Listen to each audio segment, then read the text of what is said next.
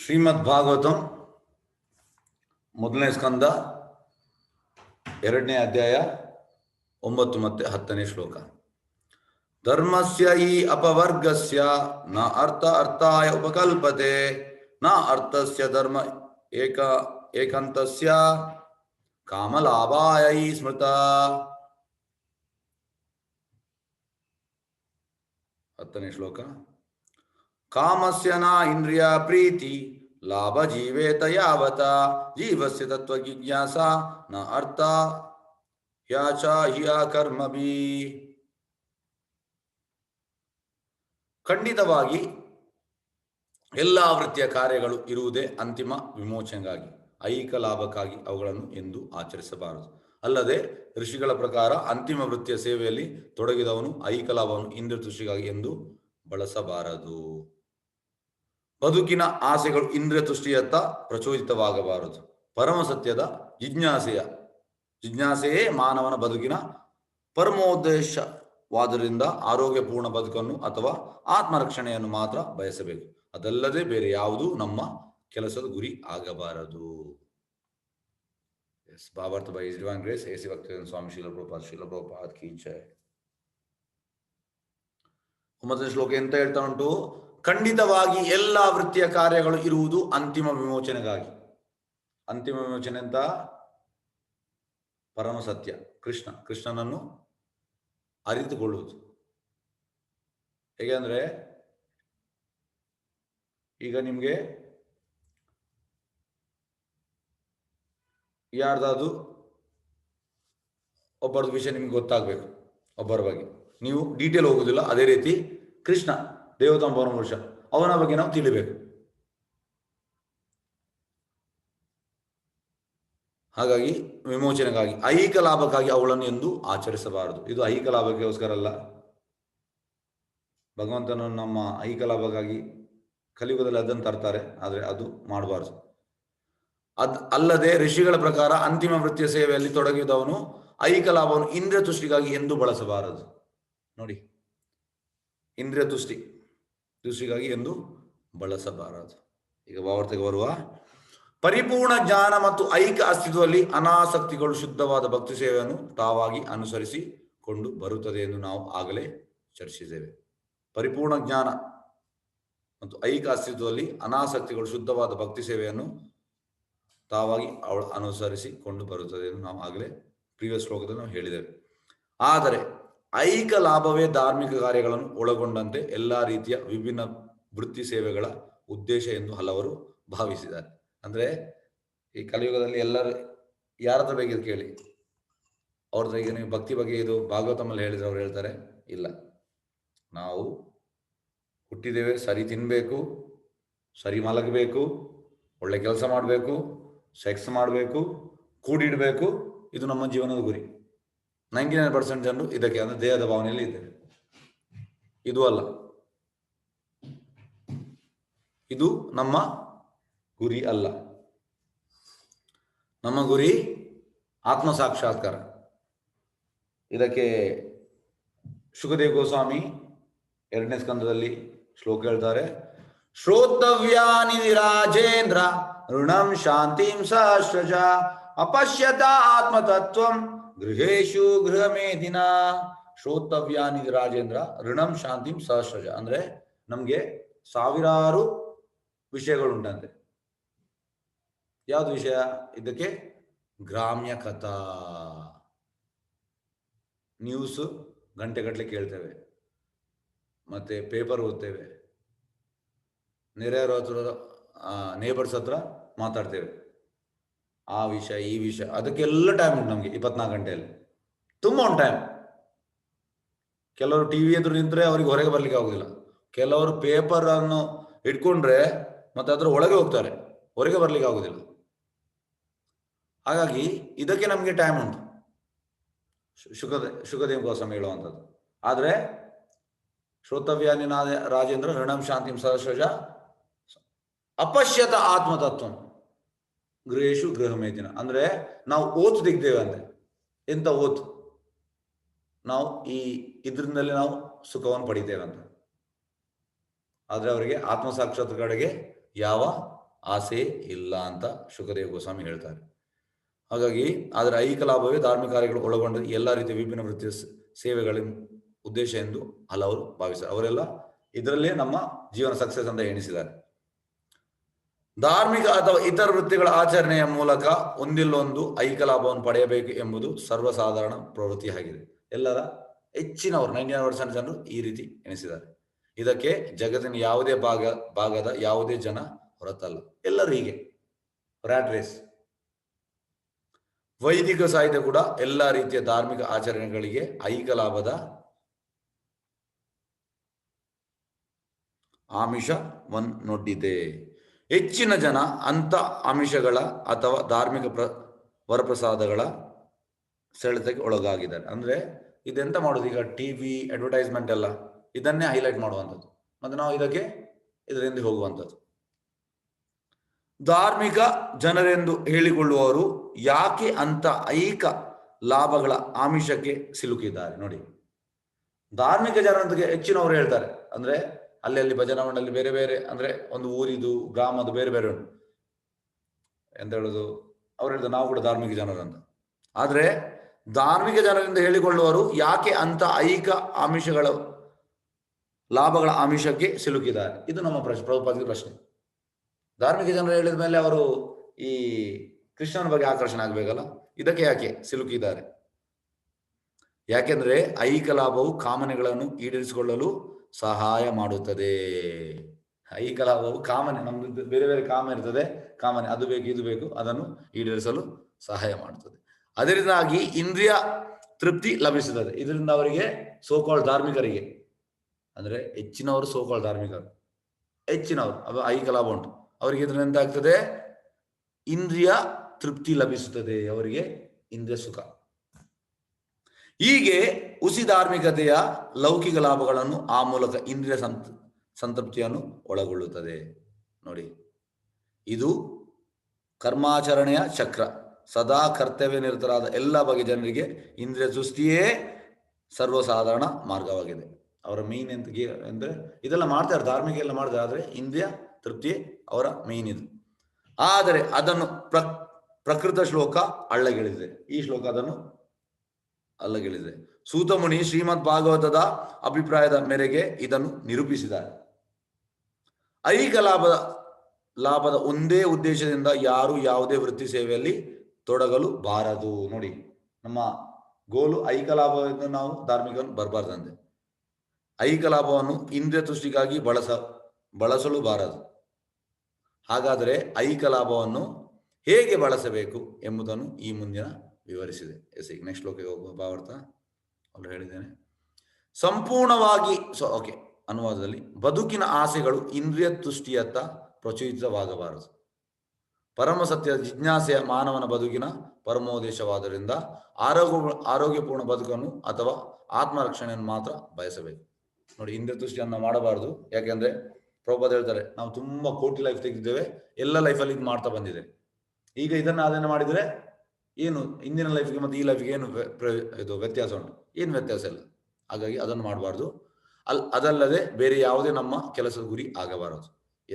ಈಗ ಭಾವಾರ್ಥ: ಸಂಪೂರ್ಣವಾಗಿ ಕಂಗೆಟ್ಟ ಐಹಿಕ ನಾಗರಿಕತೆಯು ಇಂದ್ರಿಯ ತುಷ್ಟಿಯ ಕಾಮನೆಗಳನ್ನು ಈಡೇರಿಸಿಕೊಳ್ಳುವ ದಿಕ್ಕಿನಲ್ಲಿ ತಪ್ಪಾಗಿ ನಿರ್ದೇಶಿತವಾಗಿದೆ.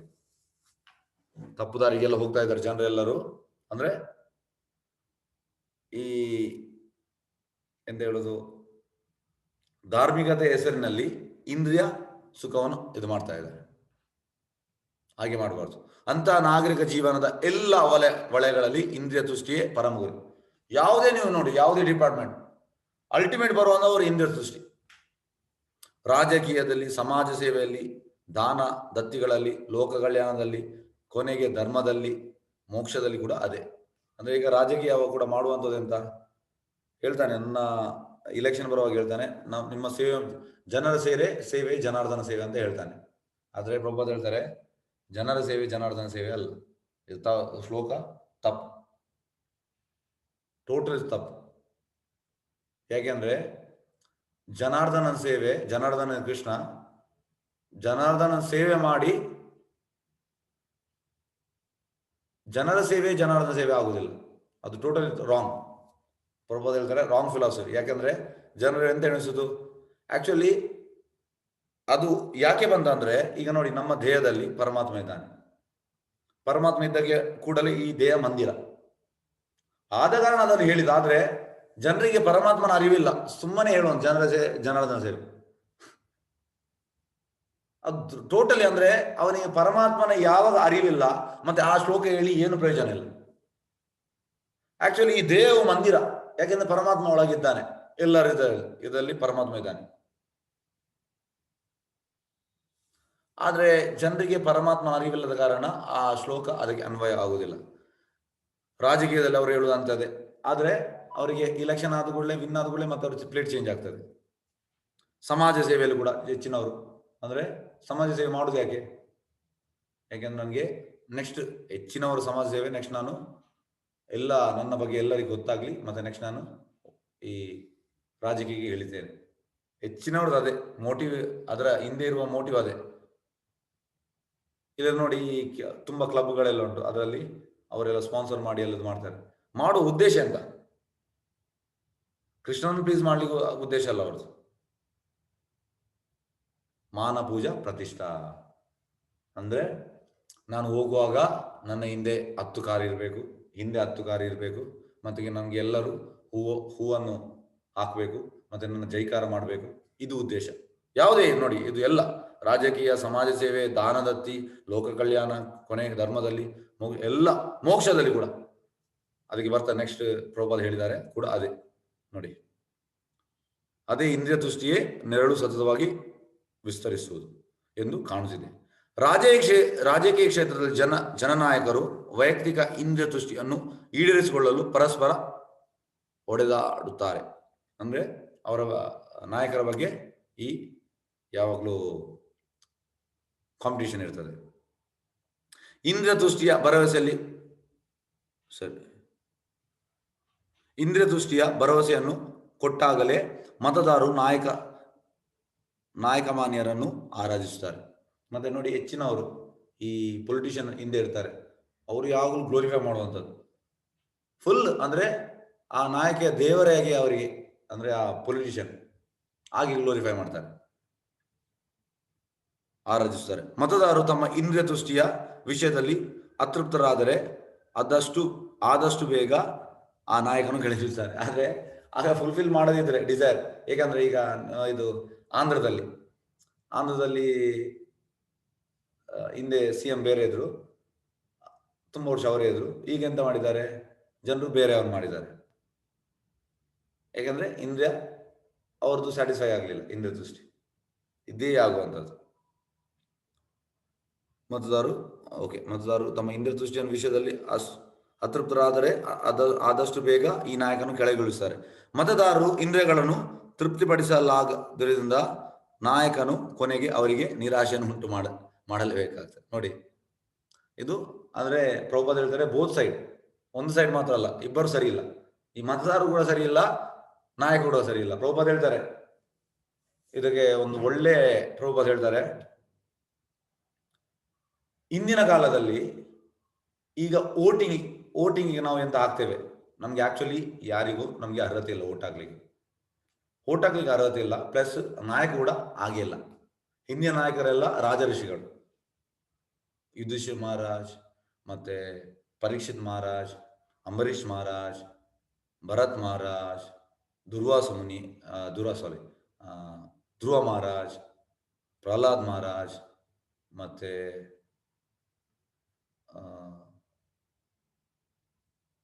ಹೀಗೆ ತುಂಬಾ ಇದ್ದಾರೆ, ಹೇಳ್ತಾ ಹೋದ್ರೆ ತುಂಬಾ ಇದ್ದಾರೆ. ಇವರೆಲ್ಲ ರಾಜಋಷಿಗಳು. ಮತ್ತೆ ಆ ರಾಜನನ್ನು ನೇಮಕ ಮಾಡುವವನು ಪರಮಹಂಸ, ವೈಷ್ಣವ, ಮುಕ್ತಾತ್ಮ. ಅಂದ್ರೆ ವೋಟಿಂಗ್ ರೈಟ್ಸ್ ಎಲ್ಲರಿಗೂ ಇರಲಿಲ್ಲ.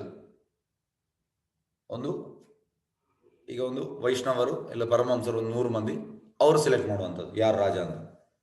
ಪ್ರಭುಪಾದ ಹೇಳ್ತಾರೆ, ಅವ ಯಾರು ಸೆಲೆಕ್ಟ್ ಮಾಡುವ ಓಟ್ ಹಾಕುವ ಕೂಡ ಕ್ವಾಲಿಫೈಡ್, ಮತ್ತೆ ಯಾರು ನಿಂತಿದ್ದಾನೆ ಅವ ಕೂಡ ಕ್ವಾಲಿಫೈಡ್.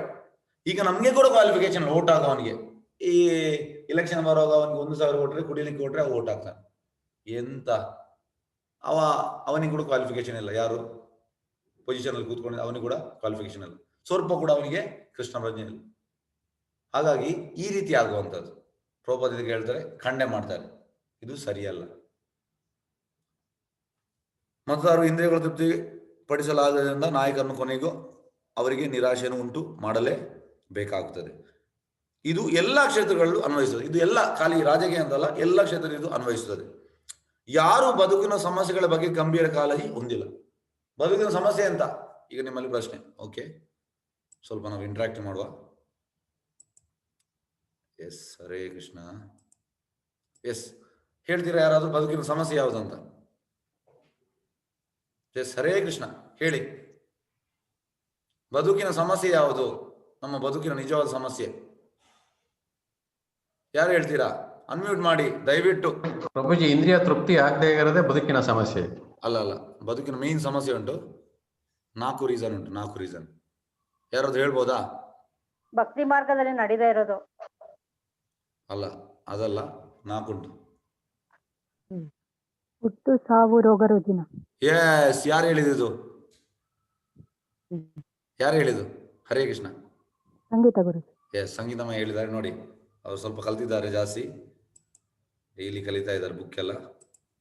ನೋಡಿ, ಜನ್ಮ, ಮೃತ್ಯು, ಜರ, ವ್ಯಾಧಿ, ದುಃಖ, ದೋಷ, ದರ್ಶನ. ಜನ್ಮ ಹುಟ್ಟು, ಸಾವು, ಜರ ಅಂದ್ರೆ ಓಲ್ಡ್ ಏಜ್, ವ್ಯಾಧಿ ಅಂದ್ರೆ ರೋಗ. ಈ 4ರಿಂದ ಯಾರಿಗಾದ್ರೂ ಈ ರಾಜಕಾರಣಿಗಳಿಗೆ ಬೇರೆ ಯಾವುದೇ ಅವರಿಗೆ ಬಿಡುಗಡೆ ಕೊಡ್ಲಿಕ್ಕೆ ಆಗ್ತದಾ? ನನ್ನ ಪ್ರಶ್ನೆ. ನನ್ನಂತಲ್ಲ, ಪ್ರಭುಪಾದ ಕೂಡ ಪ್ರಶ್ನೆ ಅದೇ. ಯಾರಿಗಾದ್ರೂ ಆಗ್ತದ? ಇಲ್ಲ. ಈಗ ಕೊರೋನಾ ಬಂದಿದೆ. ಕೊರೋನಾವನವರಿಗೆ ಯಾವ್ದಾದ್ರು ಈ ಎಷ್ಟು ಅಂದ್ರೆ ನಾವು ಹೇಳ್ತೇವೆ, ನಮ್ದು ಈ ಭಾರತದ ರಾಜಕೀಯ ವ್ಯಕ್ತಿಗಳು ಸರಿ ಇಲ್ಲ ಹೇಳ್ತಾರೆ. ಓಕೆ, ನಾವು ಒಪ್ಪಿಕೊಳ್ಳುವ, ಅವರು ಸರಿ ಇಲ್ಲ ಅಂತ ಹೇಳ್ತಾರೆ. ಭಾರತದವರು ಕೆಲವರು ಹೇಳುವಾಗ ಬೇರೆ ಪಾಶ್ಚಾತ್ಯ ದೇಶದ ರಾಜಕೀಯ ಪೊಲಿಟಿಷಿಯನ್ ಸರಿ ಇದ್ದಾರೆ. ಆ ಪೊಲಿಟಿಷಿಯನ್ಗಳಿಗೆ ಈ ಕೊರೋನಾವನ್ನು ನಿಲ್ಲಿಸಿಗೆ ಆಯಿತಾ? ನನ್ನ ಈಗ ಪ್ರಶ್ನೆ. ಇಲ್ಲ. ಜನ್ಮ, ಮೃತ್ಯು, ಜರ, ವ್ಯಾಧಿ ಅಂದ್ರೆ ಜರ ಅಂದ್ರೆ ಓಲ್ಡ್ ಏಜ್, ವ್ಯಾಧಿ ಅಂದ್ರೆ ರೋಗ.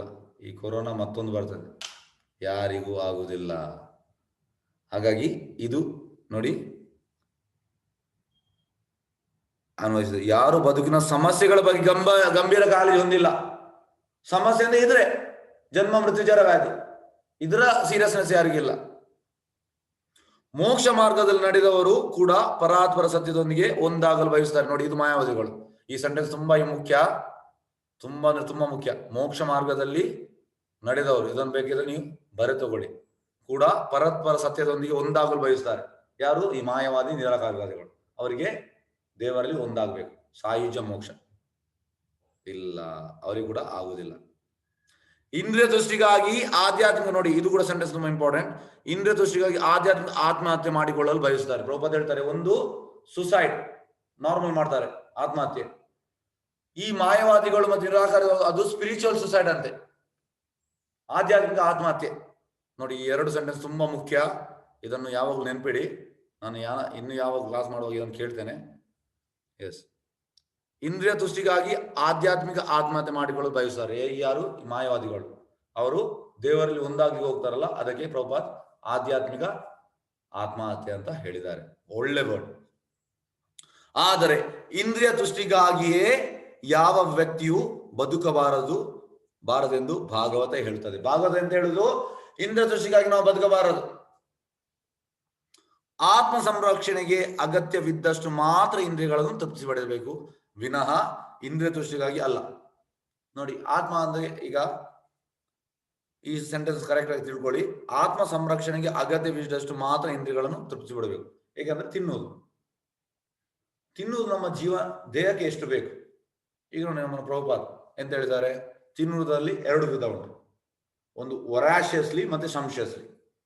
ವೊರಾಷಿಯಸ್ಲಿ ಅಂದ್ರೆ ಕುತ್ತಿಗೆ ಬರುವಷ್ಟು ತಿನ್ನುವಂಥದ್ದು, ಮತ್ತೆ ಗಡಿ ಗಡಿ ಗಡಿ ಗಡಿ ತಿನ್ನುವಂಥದ್ದು. ಪ್ರಭುಪಾದ್ ಹೇಳ್ತಾರೆ ರೆಗ್ಯುಲೇಟ್. ಈಗ ನಮಗೆ ನೋಡಿ 2 ಹೊತ್ತು, ಬೆಳಿಗ್ಗೆ ತಿಂತೇವೆ 9 ಗಂಟೆಗೆ, ಮತ್ತೆ ಸಂಜೆ ಒಂದು 4ವರೆಗೆ ತಿಂತೇವೆ, ಮತ್ತೆ ರಾತ್ರಿ 1 ಗ್ಲಾಸ್ ಹಾಲು. ಇದು ಪ್ರಭುಪಾದ್ ಹೇಳಿದಂಥದ್ದು, ಅದನ್ನು ಫಾಲೋ ಮಾಡ್ತೇವೆ. ಅಂದ್ರೆ ರೆಗ್ಯುಲೇಟೆಡ್. ಮತ್ತೆ ತಿನ್ನುವಾಗ ಕೂಡ ಇಲ್ಲಿ ತನಕ ತಿನ್ನುವುದಂತಲ್ಲ, ಸಂಶಯಸ್ಲಿ ಎಷ್ಟು ಬೇಕಷ್ಟು. ಅದನ್ನು ಹೇಗೆ ನಾವು ಗೊತ್ತು ಮಾಡಿಸೋದು? ಹೇಗೆ ಅಂದ್ರೆ, ಒಂದು ದಿವಸ ಕುತ್ತಿಗೆ ಬರುವಷ್ಟು ತಿನ್ನಿ, ಮತ್ತೆ ಲೆಕ್ಕ ಇಡಿ ಎಷ್ಟು ತಿಂದಿದೆ, ಅದರ ಅರ್ಧ ತಿನ್ಬೇಕಂತ. ಅದು ನಮಗೆ ಎಷ್ಟು ಬೇಕು ಅಷ್ಟು. ಹಾಗಾಗಿ ಎಷ್ಟು ಬೇಕು ಅಷ್ಟು ತಿನ್ನುವಂಥದ್ದು. ನೋಡಿ, ಆತ್ಮ ಸಂರಕ್ಷಣೆಗೆ ಅಗತ್ಯವಿದ್ದಷ್ಟು ಮಾತ್ರ ಇಂದ್ರಿಯಗಳನ್ನು ತೃಪ್ತಿಪಡಿಸುವ ವಿನಃ ಇಂದ್ರಿಯ ತೃಷ್ಟಿಗಾಗಿ ಅಲ್ಲ.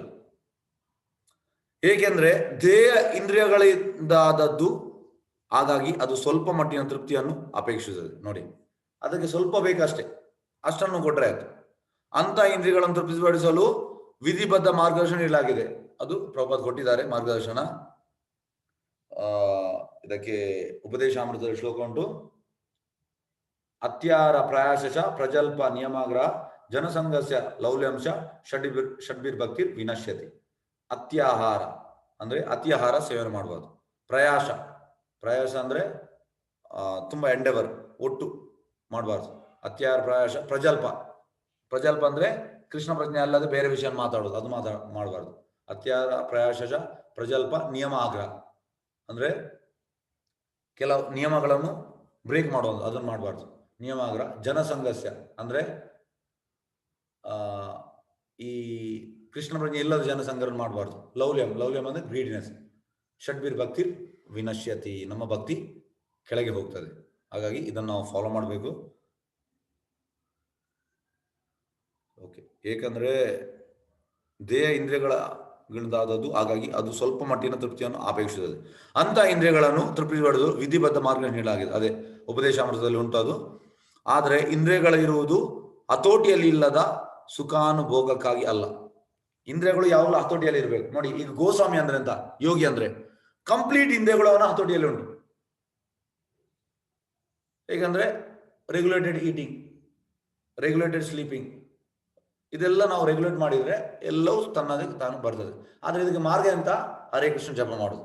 ಹರೇ ಕೃಷ್ಣ ಜಪ ಮಾಡೋದ್ರಿಂದ ಇದೆಲ್ಲ ತಾನಾಗಿ ಬರ್ತದೆ, ರೆಗ್ಯುಲೇಟ್ ನೀಡಲಾಗಿದೆ. ಆದರೆ ಇಂದ್ರಿಯಗಳಿರುವುದು ಹತೋಟಿಯಲ್ಲಿ ಸುಖಾನುಭವ ಅಲ್ಲ. ಉದಾಹರಣೆಗೆ ಮದುವೆ ಅಥವಾ ಸ್ತ್ರೀ ಪುರುಷ ಸಂಯೋಗ ಸಂತತಿಗಾಗಿ ಅವಶ್ಯವಾಗಿದೆ. ನೋಡಿ, ಕೃಷ್ಣ ಕೂಡ ಹೇಳುವಂಥದ್ದು ಎಂತಂದ್ರೆ, ಈಗ ಹೆಚ್ಚಿನವರು ಅಂದ್ರೆ ಈಗ ಅಂತೂ ಈ ಯಂಗ್ಸ್ಟರ್ಸ್ ಎಲ್ಲ ಆಕ್ಚುಲಿ ಪ್ರಭುಪಾದ ಹೇಳ್ತಾರೆ, ಮದುವೆ ಆಗಿ ಇಮಿಡಿಯೇಟ್ ಮಗು, ಈಗ ಪ್ಲಾನಿಂಗ್ ಅದೆಲ್ಲ ಹೇಳ್ತಾರೆ. ಇದು ಟೋಟಲಿ ಅಂದ್ರೆ ಮತ್ತೆ ಕಾಂಟ್ರಸೆಪ್ಟಿವ್ ಯೂಸ್ ಮಾಡಿ ಎಲ್ಲ ಇದು ಮಾಡ್ತಾರೆ. ಟೋಟಲ್ ಕಂಡೆಮ್ ಪ್ರಭುಪಾದ ಹೇಳ್ತಾರೆ. ಇದಕ್ಕೆ ಮಾಡುವುದಲ್ಲ, ಇದು ಪ್ರಾಣಿಗಳು ಕೂಡ ಮಾಡ್ತದೆ. ನಾವು ಆ ಸೆಕ್ಸ್ ಅನ್ನು ನಮ್ಮ ಇಂದ್ರಿಯ ಸುಖಿಗಲ್ಲ. ಹೇಗೆ ಕೃಷ್ಣ ಪ್ರಜ್ಞೆ ಇರುವ ಮಗುವನ್ನು ಹುಟ್ಟಿಸುದು, ಅದು ಕೂಡ ಪ್ರಭುಪಾದ ಹೇಳ್ತಾರೆ. ಯಾಕಂದ್ರೆ ರೆಗ್ಯುಲೇಟೆಡ್ ಅಂದ್ರೆ ಫಸ್ಟಿಗೆ ಮದುವೆ ಆಗಿ 3 ತಿಂಗಳು, ಮತ್ತೆ 3 ತಿಂಗಳಾದ ಮೇಲೆ ಇಮಿಡಿಯೇಟ್ ಅಂದ್ರೆ ಪ್ರಭುಪಾದ ಹೇಳ್ತಾರೆ, ಈಗ ಒಬ್ಬ ಒಳ್ಳೆ ಬ್ರಹ್ಮಚಾರಿ ಇದ್ರೆ ಇಮಿಡಿಯೇಟ್ ಆಗ್ತದಂತೆ. ಈಗ ಹೆಚ್ಚಿನ ಸಲ ಈಗ ಮಗು ಆಗುದಿಲ್ಲ ಅಂತ ಹೇಳಿದ್ರೆ ಅದು ಪುರುಷನಲ್ಲಿ ಕೊರತೆ ಇರುವಂತದ್ದು.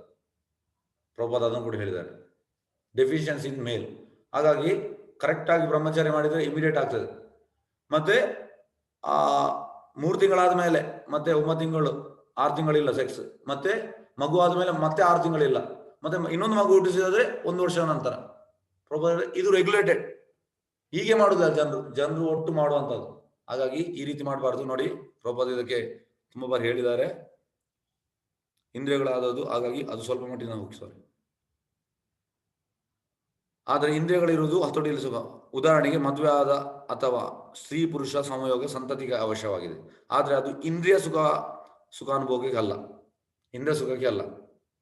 ಸ್ವಯಂ ನಿಗ್ರಹವನ್ನು ಕೈಬಿಟ್ಟು ಕುಟುಂಬ ಯೋಜನೆಯನ್ನು ಪ್ರಚಾರ ಮಾಡಲಾಗುತ್ತದೆ. ನೋಡಿ, ಈಗ ನಮ್ಮ ಭಾರತದಲ್ಲಿ ಜಾಸ್ತಿ, ಯಾಕೆಂದ್ರೆ ಪಾಪ್ಯುಲೇಷನ್ ಜಾಸ್ತಿ ಆಗ್ತಾ ಅಂತ ಹೇಳಿದ್ರೆ ಕುಟುಂಬ ಯೋಜನೆ. ಪ್ರಭುಪಾದ ಹೇಳ್ತಾರೆ, ಕುಟುಂಬ ಯೋಜನೆ ಪ್ರಯೋಜನ ಇಲ್ಲ ಅಂತ. ಯಾಕೆ ಪ್ರಯೋಜನ ಇಲ್ಲ? ಈಗ ಹೇಳ್ತಾರೆ ಒಂದು ಸಾಕು ಅಂತ. ಪ್ರಭುಪಾದ ಹೇಳ್ತಾರೆ, ಎಷ್ಟು ಬೇಕಿದ್ರೆ ಹುಟ್ಟಿಸು, ಆದ್ರೆ ನಿನ್ನ ಜವಾಬ್ದಾರಿ ಅಂತ ಅವನು ಕೃಷ್ಣ ಪ್ರಜ್ಞೆ ಮಾಡಿಸು. ಯಾಕೆಂದ್ರೆ ಕೃಷ್ಣನ ಕಿಂಗ್ಡಮ್ ಅಲ್ಲಿ ಯಾವುದಕ್ಕೂ ಕಡಿಮೆ ಇಲ್ಲ. ಈಗ ನಾವು ಹೇಳೋದು ಯಾಕಂದ್ರೆ ನಮ್ಮ ಹತ್ರ ಕೃಷ್ಣ ಪ್ರಜ್ಞೆ ಇಲ್ಲ, ಹಾಗಾಗಿ ಅದು ಕಡಿಮೆ ಆಗಿದೆ. ಪ್ರಭುಪಾದ ಇದಕ್ಕೆ ಟೋಟಲ್ ಕಂಡೆಮ್ ಮಾಡ್ತಾರೆ. ಈ ಎಂತ ಹೇಳುದು, ಫ್ಯಾಮಿಲಿ ಇದನ್ನು ಎಷ್ಟು, ಯಾಕಂದ್ರೆ ಶ್ರೀಲ ಭಕ್ತಿವೇದಾಂತ ಸರಸ್ವತಿ ಠಾಕೂರ್ ಹೇಳ್ತಾರೆ, ಅವರು ನೈಷ್ಠಿಕ ಬ್ರಹ್ಮಚಾರಿ, ನಾನು 100 ಮಕ್ಕಳನ್ನು ಹುಟ್ಟಿಸ್ಲಿಕ್ಕೆ ಸಿದ್ಧ, ಆದ್ರೆ ಅವ್ರು ಕೃಷ್ಣ ಪ್ರಜ್ಞೆಗೆ ಬರ್ತಾರೆ ಇಲ್ವಾ ನನಗೆ ಗ್ಯಾರಂಟಿ ಇಲ್ಲ, ಅದಕ್ಕೆ ನಾನು ಮದುವೆ ಆಗುದಿಲ್ಲ ಅಂತ ಹೇಳ್ತಾರೆ. ಆದ್ರೆ ಪ್ರಭುಪಾದ ಇದಕ್ಕೆ ಹೇಳ್ತಾರೆ, ನಾವು ಮಗುವನ್ನು ಹುಟ್ಟಿಸಿದ ಮೇಲೆ ನಾವು ಜವಾಬ್ದಾರಿ ತಗೊಳ್ಬೇಕು, ಅವನನ್ನು ಕೃಷ್ಣ ಪ್ರಜ್ಞೆಗೆ ತರುವುದು ನಮ್ಮ ಉದ್ದೇಶ. ಸ್ವಯಂ ನಿಗ್ರಹವನ್ನು ಕೈಬಿಟ್ಟು ಕುಟುಂಬ ಯೋಜನೆಯನ್ನು ಪ್ರಚಾರ ಮಾಡಲಾಗುತ್ತದೆ. ಇದೀಗ ಗೌರ್ಮೆಂಟ್ ಮಾಡ್ತಾ ಉಂಟು, ಆದರೆ ಇದರಿಂದ ಆಗುವುದಿಲ್ಲ.